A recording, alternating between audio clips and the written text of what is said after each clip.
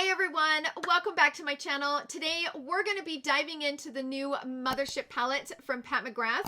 This is called the Huetopian Dream. This just launched on the Pat McGrath website. It's now available on the Sephora website. I will link it in the description box down below in case you guys are interested in picking it up. It does retail for $125 like most of her Mothership palettes do. And I have a lot to say about this palette. And in the video, I was only able to do 2 eyeshadow looks. You guys know I like to do 3 eyeshadow looks, but my daughter's moving out tomorrow and I didn't get the palette in until late afternoon. So I got a late start filming this video and I got to get up early in the morning to move it's going to be a crazy day tomorrow. I didn't have time to do 3 looks. I did have an issue with the first look that I created with the palette. So I kind of did 3, but there's really only 2 looks in this video. But I will come back and do 2 more looks in a separate video for those that want more inspiration and who have already picked it up. So that video will be coming up very soon. I also have the Pat McGrath IntensifEYES artistry wand. This retails for $32. You only get 2 grams. I know it's not a lot of product in this. It is described as a eye artistry enhancer that combines the versatility of a mixing liquid with easy to use pen for an instantly amplified shadow vibrancy that lasts. So that's the information on it. I do use it in the video, and of course I will give you guys my thoughts. So we're gonna go ahead and jump into the eyeshadow looks. Even though I created technically 3, but 2 I ended up finishing. And then of course we will get into some swatches. I will swatch this palette next to a bunch of other palettes from Pat McGrath, and also I'm comparing it to the Natasha Denona Love palette and the Anastasia Beverly Hills and Jackie Aina palette that they collaborated on. I felt like that was a very similar color story. So we'll jump into those swatches, and then of course once we get through the swatches we will get into my final thoughts. So I will see you guys then.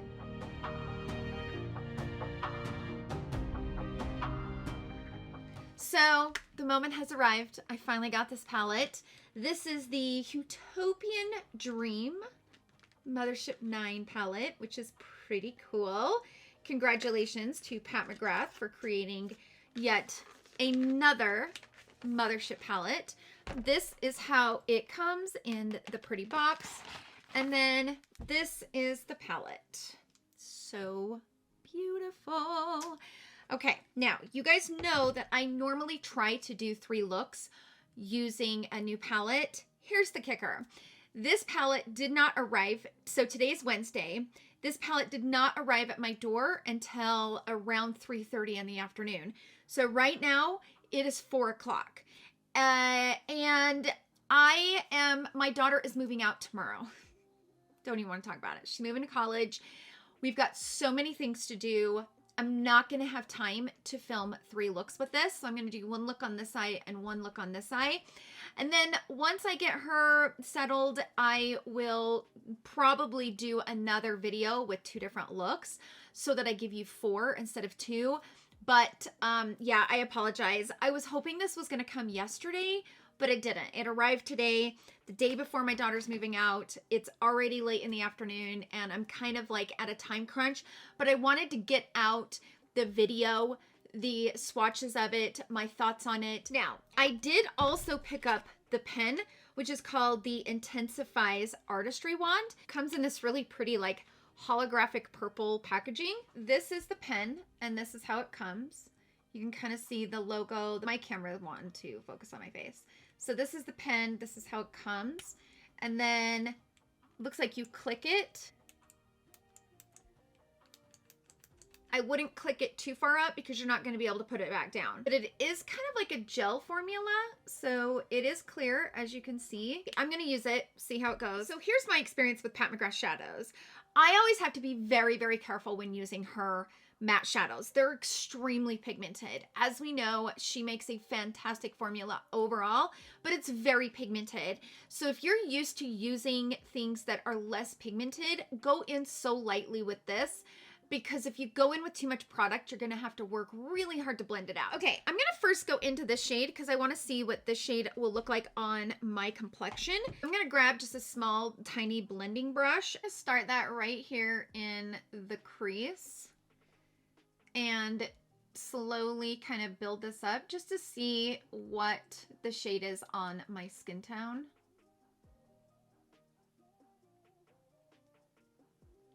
That's going in twice without tapping off, by the way, so I didn't tap off. And this is a decent shade. I would say if you're my skin tone or darker, this is going to be a shade that you're going to want to use to blend out the pigments with. I mean, you can build it. I mean, you can clearly see that it's building. So I am going to go into the shade because I am so curious to see what the shade looks like. Yeah, that's pretty. It almost seems like putting down that dusty rose color kind of muted that coral color because it's very pink.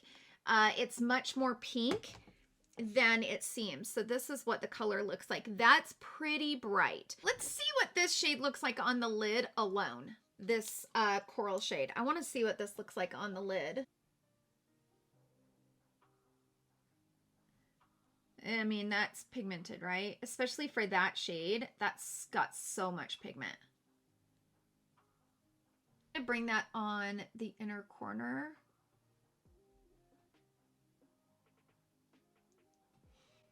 Now I put that down first so that I could see what the color looks like so you guys could see it, but I am going to go over it with the Dusty Rose to kind of copy what I got up top. So I'm going to grab that first matte that I went into and kind of put it on top to kind of tone it down. Having that Dusty Mauve in the palette definitely works well with that strong pink because that pink is very, very bright.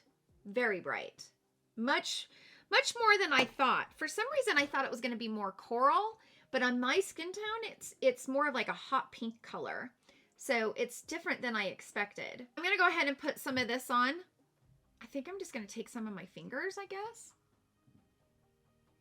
and just kind of place it on the lid. Now I'm going to take my Smith 253 brush. I want to show you guys what this shade looks like. Definitely like a trio chrome shade. It's got a lot of different multi-dimensional colors in it. Assuming it would be best to apply with your finger, but if you're like me and you have nails, it's really hard to apply shadows with your fingers. So I always like it when shadows can be applied either way. I'm not loving this look. I'm not loving it at all. I gotta redeem it.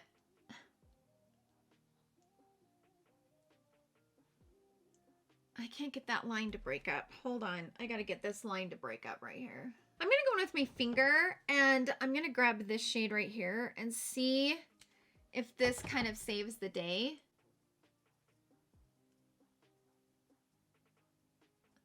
I look like a disco ball. Yeah, I gotta wipe this off. I do not like this. I cannot recover it.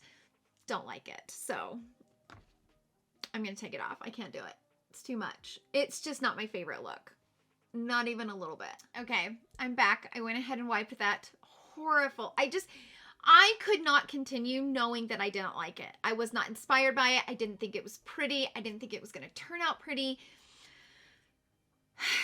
She's not my cup of tea. I'm going to start with the dark colors and then work my way in, but I can tell you I probably won't be using this shade. I feel like this is so much prettier on camera, through the camera, than it is in real life. The camera is dulling it down. In real life, this is hot pink. When I look down on it, it is hot pink. When I look at it through the monitor, through the camera, it's like a dulled pink. In my opinion, it's just a little bit too bold, but that's okay. For those who love to work with rich colors, you will love that color. Love it. For me, I'm just kind of like, whoa, that was a little bit more than I was expecting. I'm going to take a smudge brush. This is the BK Beauty 204, and I'm going to go into this dark shade right here. This shade seems very familiar to me. It's very similar to a lot of the shades that we have from Pat McGrath, and I'm going to use the shade to kind of map out the eye look. So I'm going to kind of use that to kind of deepen up the outer corner and kind of create some structure to the eye.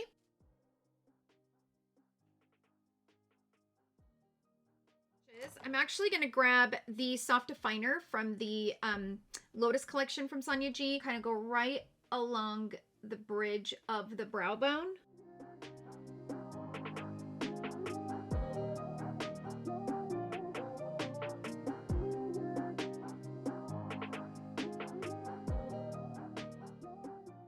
gonna go in with a blending brush and I'm gonna go into that dusty mauve color, this one right here. I'm gonna bring it up and along the top of the brow bone.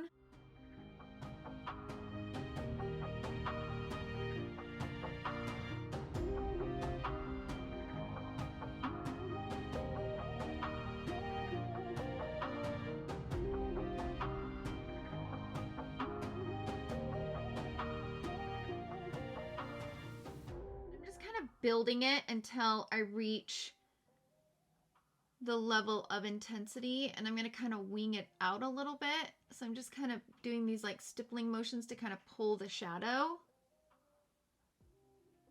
I think I'm going to go into this shade right here. I'm going to use the Smith 253 brush, and I'm going to bring that right into the areas that I have this kind of mapped out.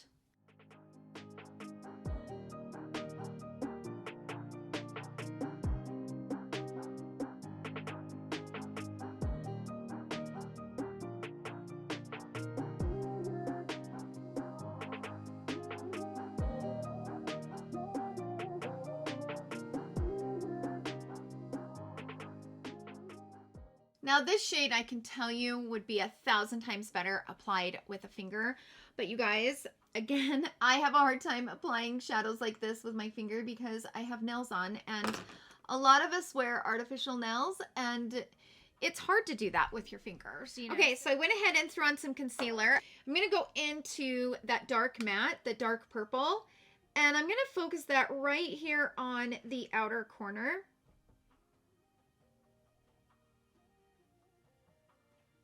And I'm not bringing it all the way in. So I'm just kind of leaving it out here on the outer corner and then kind of connecting it to the upper lash line. I'm going to go in with the Rephr number 2 brush. I'm going to go into that light dusty mauve matte shade, and I'm going to go right below it and kind of blend that out. Now I'm going to go into this shade right here, and I'm going to put this on the inner corner. First shade in the palette is always such a beautiful shade in a Mothership. That's so pretty, right? Also going to bring that on the brow bone. In the same brush, I'm going to go into this shade. I'm going to pick up a little bit of this, just a little bit. You can see it's very, very chunky. And because I already have concealer on, I want to be careful with using it. So I'm going to kind of tap it off, and I am going to place it without trying to make a freaking mess. That is a very chunky shade. Just be careful, especially if you already have your concealer on. I'm just placing that right there on the center just to kind of add that extra oomph. So I am back. I went ahead and threw on a lash. By the way, I'm wearing the Ardell Naked Lashes. These ones right here, they're my favorite. I have them in multiple different styles. This style happens to be 423, and they're really pretty. They're very natural, but they also give some volume. They're really pretty. I like them. So this is the final look, and this turned out so much better than that first look, right? Like the first look, total disaster. So glad I wiped it off, went ahead and followed my gut, did this, and this is just really, really pretty. And it gives some structure to the eye, shows some shimmer, and I am very happy with the final result. So that's it for look number 1. Let's go ahead and jump into look number 2.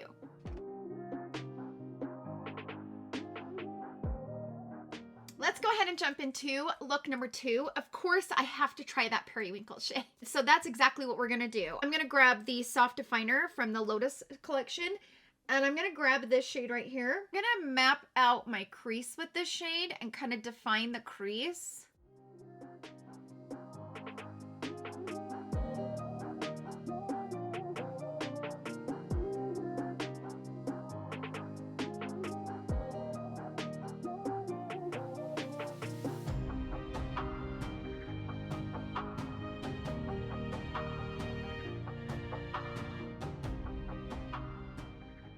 Then I'm going to go into a blending brush, and I'm going to grab just a tiny, tiny bit of that dark shade and kind of blend it into the crease.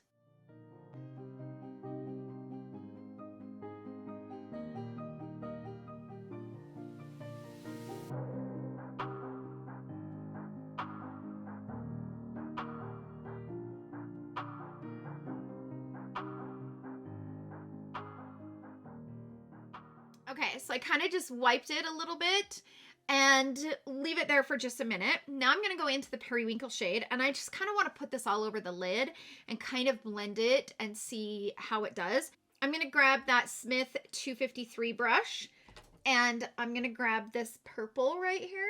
I'm going to use the little stick that I have, but I'm going to put it on first without over here in this section and see if the stick helps.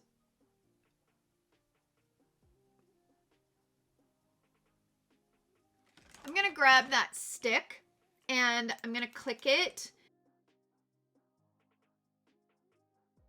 So I'm going to go into that purple shade.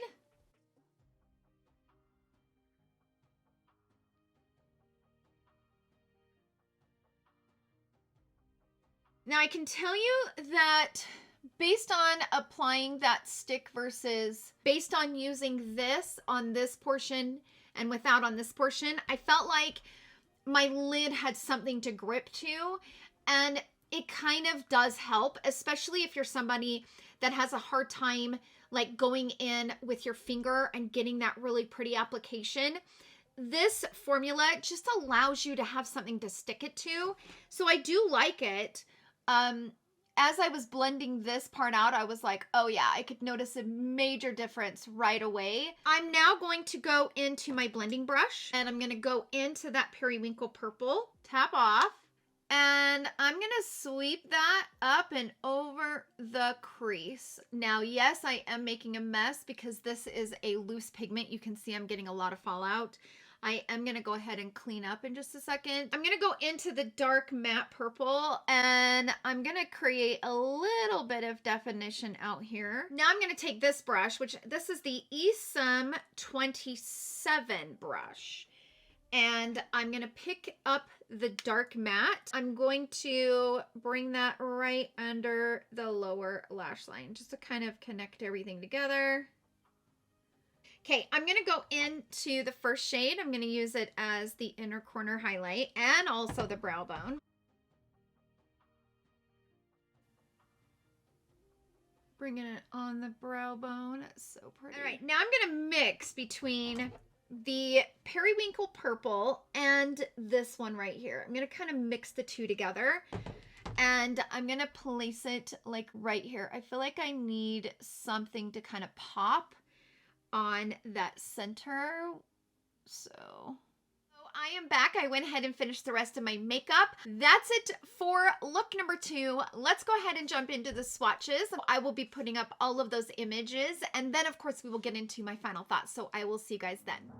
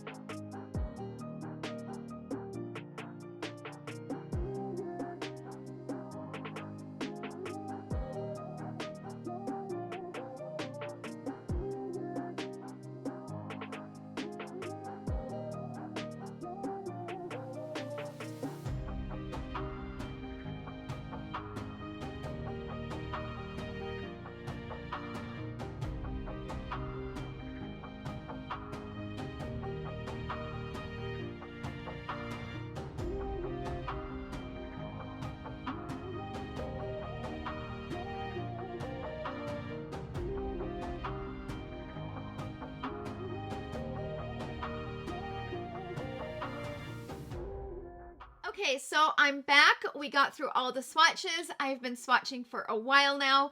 I am ready to go ahead and get into my final thoughts. So I'm going to first break it down by shade. Let's first start with this shade. Very beautiful, very pretty. This shade is never disappointing. It's the perfect like inner corner highlight shade. It's the perfect shade to kind of pop on the lid. If you're wearing more of a shimmer shadow and you don't want to go into like, you know, the astral shades and you kind of want to stay within the shimmers, it's a great like popper shade to kind of pop on the lid. Perfect brow bone highlight, perfect shade, blends beautifully. It's a beautiful shade. Nothing negative to say. This matte, really beautiful. Didn't have any issues with it. It could be worn alone on my skin tone, but I'd have to build it up quite a bit to get it to have some intensity, but it is very buildable. That is the nice thing about Pat McGrath mattes. They're extremely buildable. Nothing negative about this shade, really beautiful. This shade right here, really beautiful. You can see it's a gorgeous shimmer, and the way that it applies on the skin, it feels really smooth. It blends really beautifully. It's a really pretty shimmer shade. I don't have anything negative to say about this shimmer shade. This shade is a little chunky. There are some of her Blitz Astral shades that are a little bit more on the chunky side, but this one, when I was swatching it, comparing it to other shades that are similar to this one is not as vibrant as some of the others. Let me show you. So that is that shade. You can kind of see it's a little bit chunky. So as you can see, that shade is a little bit more chunky, and you really kind of have to go in and like blend it to get a beautiful application, and it's not as sparkly as some of the others. For example, this shade right here, gorgeous. Like, check it out. It is like super smooth, and it has that gelée formula. This one is more of like a chunky shimmer shade. It's kind of chunky to apply, and you get a lot of fallout with it. Like this one, you wouldn't get any fallout with it. Comparing it to a newer palette, so let's even compare it to like this shade right here. So this is also in the gelée formula. This is the Mothership 5, and this shadow is also more chunky than the one that I just talked about, but it applies beautifully. I mean, it is such a beautiful shadow, and it has such a beautiful refined sparkle, and it could be because of the difference in shade, but they're very similar in the way that they apply, and that could be because of the tone. Like this one is more toned down, which is totally fine. I'm just letting you know so that you can know what to expect. It's all gonna depend on what you want. I compare it to the Divine Rose 2. It also has, let me just do it right here. See how that one is more pigmented, and it just doesn't swatch as chunky. So kind of keep that in mind, depending on, it's a beautiful shade, but it does have some chunk to it. And I would recommend like applying it with a finger, or if you're like me and you have nails and you have a hard time applying it with a finger, I would recommend applying it with a dampened brush, because that's going to calm down some of the fallout that you get from that shade. It's a beautiful shade, but it's all going to depend on your preference and what you're looking for. Okay, let's move on to the other shade. Let's talk about this one right here. This is also a Blitz like astral shade that is super pretty. Like, that shade is gorgeous. Look at my finger. Okay, so I swatched it. Look at my finger. I mean, yeah, my fingers dyed red because I've been swatching so much, but my entire, everything I had on my finger is now on my hand. That's when you know you have a good formula. Look at that shine. I mean, you can't deny it. It's beautiful. Yes, it is very chunky, so I'm going to bring it in close. Yes, it's got some chunkiness to it, so, you know, kind of keep that in mind. But holy moly, that shade is gorgeous. I mean, it's beautiful. It's kind of one of those shades that you expect from a palette that you paid $125 for, right? Okay, let's move on to the bottom row. This matte, beautiful. Didn't have any issues with it. It's a typical Pat McGrath matte. Very pigmented. Go in very lightly with it until you get used to the formula. Blends beautifully. No issues there. Okay, this shade right here, this one is also a very beautiful shimmer shadow. Just very smooth. You can see there's nothing on my finger when I swatch. I had that experience with this palette many times. Whatever I swatched, it was not on my finger. And I really like and appreciate that about Pat McGrath's formula. Just absolutely perfection. Okay, so this shade is not my personal favorite. It's a little bit too bright for me. And I don't really see myself using that shade pretty much at all ever. Out of all of the mattes, that is my least favorite matte. For those that love color, you'll love that matte because it's very colorful, very pigmented. It has no splotchiness. It applies really beautifully.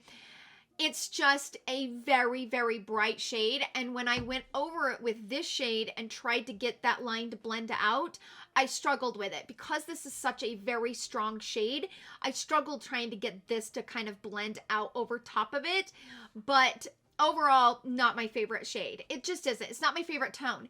Now, again, it looks so different in real life than it does through the camera. So it's much brighter in real life than on camera. So keep that in mind. Let's talk about this shade, which by the way, this is a trio chrome and it's not my favorite shade. Don't get me wrong. This trio, in my opinion, is a true trio. For those that love trio chromes, you will love this shade. Remember the Natasha Denona palette that had those 3 like trio chrome shades in the middle and they just weren't trio chromes? We were like, what in the hell is this? No.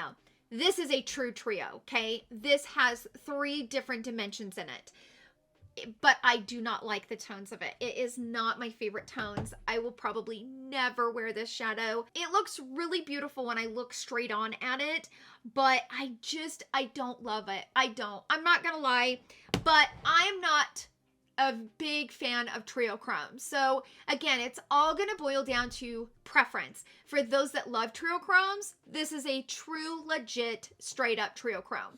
For me on a personal level, just keeping it real, I'm not in love with these. I'm not in love with trio chromes in these tones, okay? So just keep that in mind.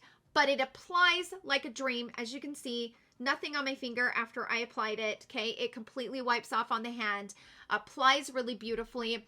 But when I put that on, I just immediately hated the eyeshadow look. Incorporating it with that hot pink, I was out.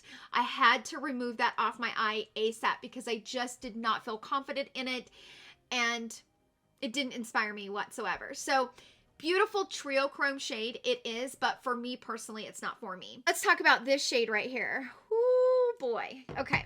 This one is the Periwinkle of a Dream. Now, the deal with this one is it's a little bit chunkier than I prefer. And you really got to kind of blend it out and really apply it to get a beautiful application. But once you get it on, it's really, really beautiful. So as you can see, I'm going to swatch that one more time. Okay, let me wipe off my hand. Maybe I could use a different finger that's not stained red from swatching. I'm going to go into this shade. Focus here on this. There we go. Okay, so as you can see, it is a lot of pigment here, and then it kind of starts to get weak throughout here. So this one is a little bit more chunkier than I would have preferred it to be. It's one of those that's kind of see-through. You can kind of see my skin through the actual shade. You can see that, right? I hope you can see that. I would have preferred this to be in the like gelée formula because this one is in that like really textured formula, but maybe to get this kind of a shine, she had to put it in this chunky formula.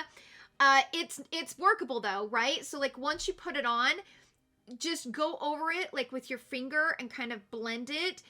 I actually preferred applying it over top of this pen more than anything because then I didn't have the gaps. And then, I mean, look as you blend it out how beautiful that shade is. So how do I feel about the palette overall?